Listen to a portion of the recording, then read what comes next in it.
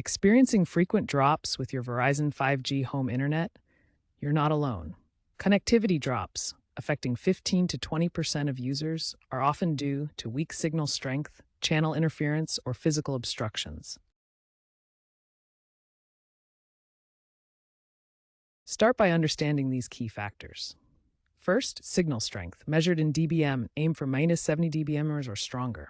Drops occur when signals weaken below minus 90 dBm due to distance or obstructions. Second, channel bonding. Verizon uses dynamic channel allocation. Interference from overlapping channels causes drops. Users can manually select less congested channels via router settings. Third, common interference types. Electromagnetic interference from devices like microwaves or cordless phones. Co-channel interference, where devices compete on the same channel, and physical interference from walls, trees, or other obstructions. The first step to fixing your 5G is knowing the basics to keep your Wi-Fi at its highest potential. Keep watching to find out how to keep your internet up. Let's get your Verizon 5G home internet stable. Begin with basic fixes.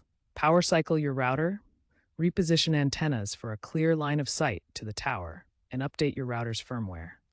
For advanced troubleshooting, use apps like OpenSignal or Verizon's coverage map to locate nearby cell towers. Try switching to the 2.4 GHz Wi-Fi band for non-5G devices to reduce interference. If problems persist, consider that urban scenarios often benefit from signal boosters, while rural areas may require shielded cables to mitigate interference from things like generators.